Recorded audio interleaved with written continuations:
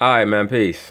So now Charles Barkley he has some type of race relations show coming on TNT, and he's promoting it on the morning news. So we're gonna go over some things that he says.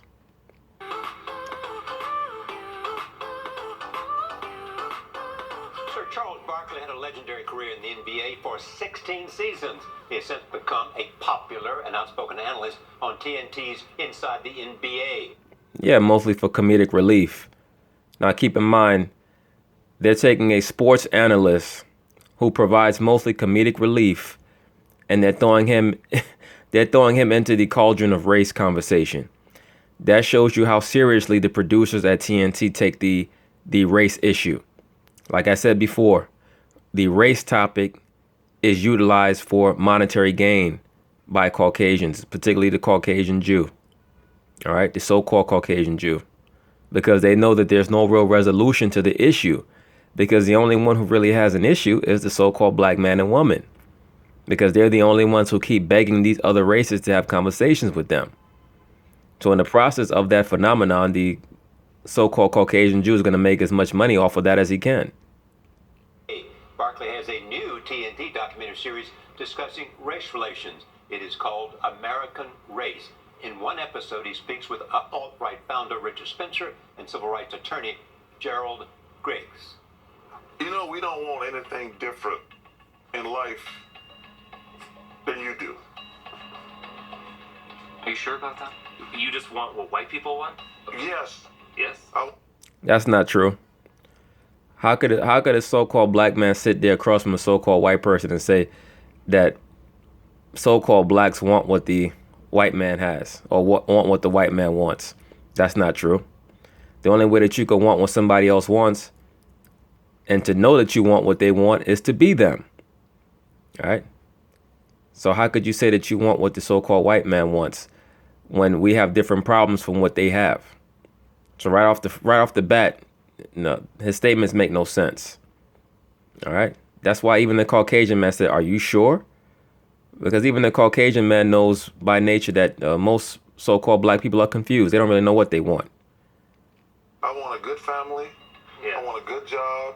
I want my daughter to live in a world where she's like doesn't have to worry about discrimination. Well, that doesn't exist. So that means that what you want is not going to be attained. So that means that the conversation that you're looking for is always going to occur.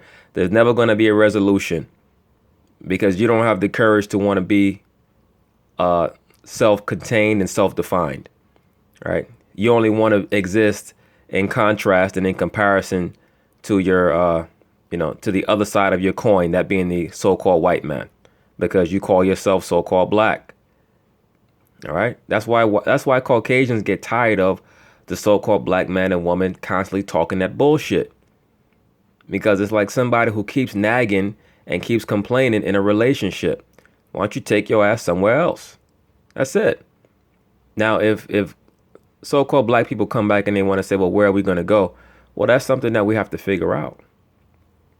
All right? I already know the answer because I deal with the scriptures. But, for a lot of you so-called black people who, call yourselves agnostic, or who call yourself atheists, or who call yourself, you say that you're God, that's something that you have to figure out. But stop begging and complaining to the Caucasian man all the time about what you want from him. All right? The Caucasian man's attitude is he can't relate to you because he doesn't ask people to give him stuff. He just takes it. So he doesn't relate to your plight. That's all we want. Charles Barkley joins us now. Good morning. Good morning. Thanks for having me. Is this early for you to get up in the morning? Yes, I'm not a morning person. Oh, we know that. I could look at you and say you wake up with a glass of vodka and a line of Coke. That's nothing good. We're glad you're here. Thank you. Allegedly. Thank you. There's nothing you can do early in the morning you can't do later in the day. So tell us how you feel about this. That's not true, Charles. Or somebody says nothing happens good after 10 o'clock. Yeah. At night. Just fine. Let's talk about this series. Yes. This important series. Yes, sir. And you're engaged by There's nothing important about this series, Charlie. Stop lying. It's your old ass. this, you've seen. It was the hardest thing I've ever done in my life, meeting with these families. Obviously, it's Richard Spencer. Right. meeting with mothers who kids have been killed by the police, meeting with Muslim people and undocumented immigrants. They were very difficult conversations, but they need to be had. But this is what I saw the episode in Baltimore where you go and they were talking about the riots there, and you said you don't understand why people riot and tear up their own stuff. It's easy to understand why people riot and tear up their own stuff. They riot and tear up their own stuff because the same reason why a child tears up his room when a parent punishes him. You want the approval of the so-called white man. That's what you want. All right, so you throw a tantrum when you can't get it. You know damn well that you can't go to his community and do that because they'll blow your brains out. So you tear up your own. Why is that? Because due to the fact that so-called blacks don't have a culture, they don't have a community. And I know that you're going to have some pro-black people in the comments. How could you say that? We have a community. We have a culture. You're full of shit. All right. A color cannot be a culture. A color cannot be a community. All right. So it is what it is. So when you have that void, your environment, your living environment starts to be a manifestation of the void, in your consciousness in regards to your lack of a culture. So you hate your environment. So your environment looks ugly. So it's a symbiotic relationship. Your spirit affects how your environment looks. How your environment looks affects how you feel spiritually. So that's why people tear up their so-called community when they riot, because that's a manifestation of how much they despise themselves. Right? They're low self-esteem, low self-image. Right? People who live in affluent communities, no matter what so-called race they are, black, white, Asian, whatever, they want to maintain that community. They want to maintain that property value. Right? Whether it be their lawn, their backyard, the house, whatever it is. Right? It's a mental and psychological thing. It's not racial. Race is so tricky and so difficult to talk about because nobody wants to talk about race, Charles. Yeah, nobody wants to talk about race with people like you because y'all don't even know what the hell your race is, but y'all want to run your damn mouth. This is why people are getting tired of so-called black people always complaining and bitching, because you want to have these circular conversations where you don't even define what it is that you want. You don't know how you really feel. You don't know what your goals or your objectives are. You just want to bitch and complain and have these emotional outbursts. Then you have people like you that's on TV that try to front like you're so racially conscious, when really you just want the white man to give you a hug and to give you that little pink thing between his legs. That's really what you want. All right? Allegedly. I'm so glad you're doing it. Well, and that's the biggest problem. We never talk about race until something bad happens. Yeah. And then everybody's mad. Yeah, right. So what I want... The reason why people don't talk about race until something bad happens is because the other races are too busy living their life and maintaining their culture. All right? That's why, Chuck. I swear, Chuck looked like he got some substance abuse issues, allegedly. All right? But nah, that's not... So-called black people have to stop looking at other races to have this mythical conversation. Black people are under this misperception that there's this conversation that's going to be had that's going to solve all their problems. It's not going to happen. What I want to do is, I want people to watch and sit around and say, does he have a point? Does she have a point? Do they have a point?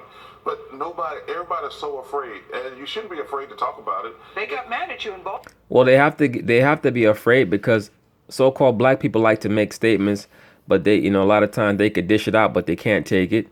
A lot of times they want to start these conversations, and then when the truth comes out about how people really feel about you, you get your feelings hurt because you define yourself so much based on how others feel about you, especially the Caucasian. You want them to love you so bad. So that's why they don't want to have these conversations. You in Baltimore when it seemed like you were defending the police. Well, took a lot of heat there. And I had no problem with that. First of all, I've always defended the police, but that doesn't mean I think they're always right. First of all, we need the police, especially in the black community. Yeah. But that doesn't... No, what you need in the so-called black community is a culture. All right? That's what you need. The police are just garbage men. Their job is to pick up the trash. Their job is not to solve problems. Their job is not even to stop crimes. Their job is to pick up the trash. That's why they get evaluated based on how many citations they write per month. All right. Their job is to tax the public. All right. They are like tax men. When they pick up the trash, they put you in the holding cell. They give you a charge. A charge is just a tax. You must pay your tax. That's the job of the police. All right? That's it. But that doesn't mean they don't make mistakes and they haven't did things wrong.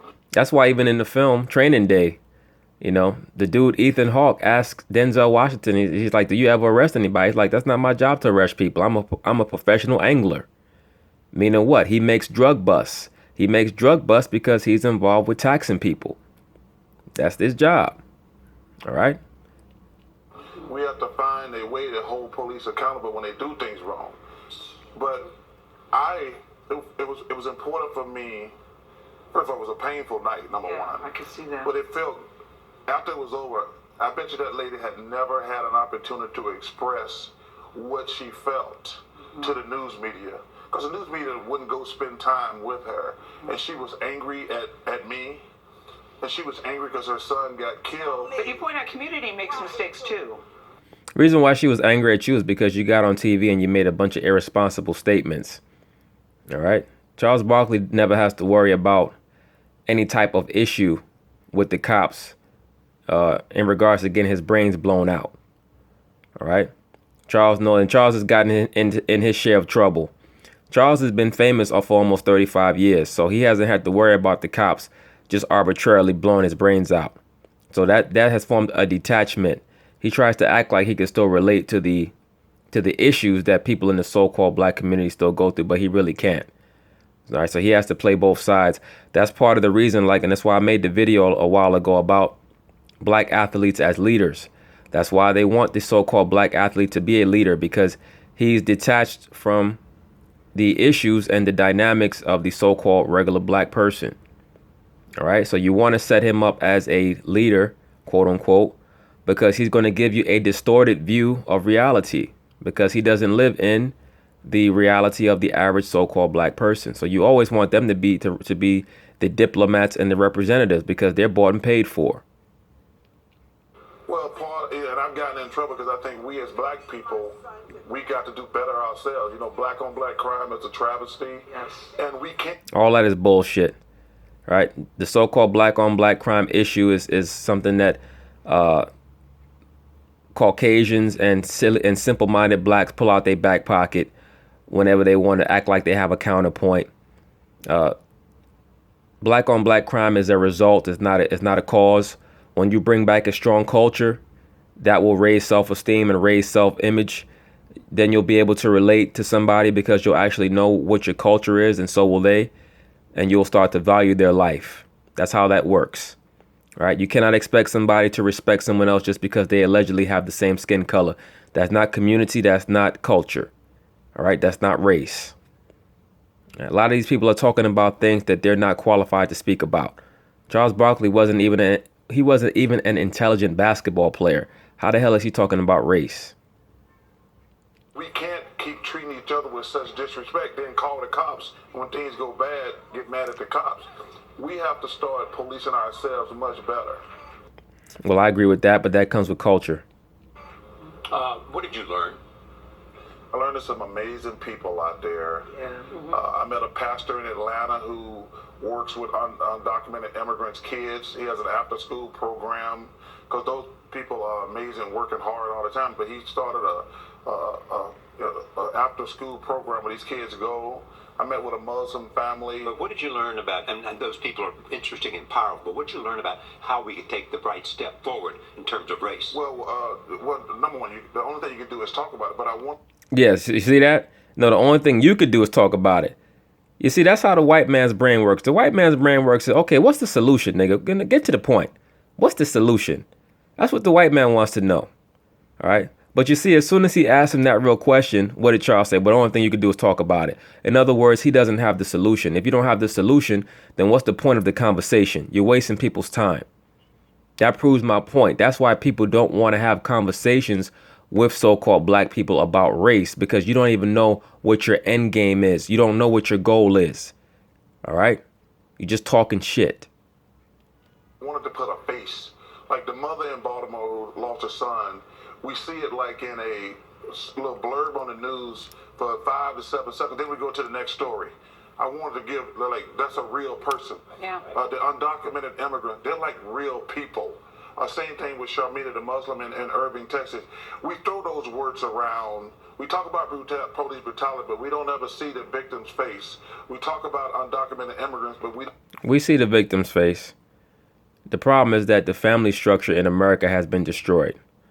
So everything revolves around the woman, right? There's only so much that a woman could do to implement order in a household, all right? After a certain age, the children are not really listening to the woman, all right? They've totally disenfranchised the man out of the household, out of the so-called family unit. That's the main problem. So the issue is not that we don't see the faces of the victims. As a matter of fact, all we see are the faces of these so-called mothers whenever their sons get killed. That's the first thing they do is they run and put a microphone in front of the mother. Why is that? Because they know that she's not going to say anything of importance, really. She's just going to emote, and there's not going to be any logic or rationale that comes out of her mouth. It's just going to be more sobbing. All right, so it keeps the cycle going. but we don't really know any of them. Yeah, you're showing a human side. Yes. There was a big story in the news with Adam Jones, Yes. who was called the N-word while he Yes. was on the field. Did that ever happen to you? Did you ever experience anything like that? Sure. Racial slurs while you're on the court? The monkey thing, slurs, the monkey thing. But you know, you go back and look at Adam Jones' situation. Number one, obviously it was wrong, but I was more disappointed in the people around, the people saying the racist stuff. Yeah. Because just out of human decency, the people around should have policed that situation. If I'm sitting at an event, whether it's white or black, and somebody's insulting somebody who's Hispanic, Jewish, black, or whatever, I'm gonna stand up and say something.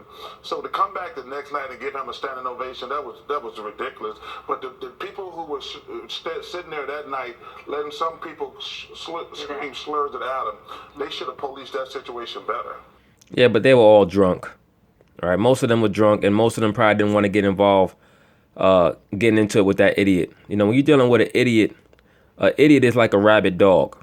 All right, when you engage a rabid dog in a confrontation, most likely you're going to have to kill that dog. All right, that's how an idiot is. That's why people ignore idiots, because they want to just go on with their life. When you're dealing with an idiot, you got to put them down like a rabid dog. And for most people, it just ain't worth all that bullshit. All right, what Adam Jones should have did after the first inning that he had that problem, he should have went back to the dugout and told Showalter, I'm not going back out there until you have security remove everybody from that section. And that's just how it's going down. All right, either that or ignore him. All right. But that's what he should have done. He should have just went back to the dugout and told Showalter, look, there's a guy up there being disrespectful. Have security have him removed immediately. I'm not going back out there. That's all. Thank you, Charles. Great to have you. Thank you for having me. Good to see you. Thank you. Really good to see you. Now look at her talking about really good to see you. All right, Chuck, you might get a little snow bunny for the night is out. Anyway, I just wanted to cover this because it's just so ludicrous how they have these athletes acting as buffers between when it comes to these serious situations. They have them acting as these buffers between the elite, so-called white elite, and the masses of the black people, what they call the boule. And Barkley is boule. All right. But anyway, peace.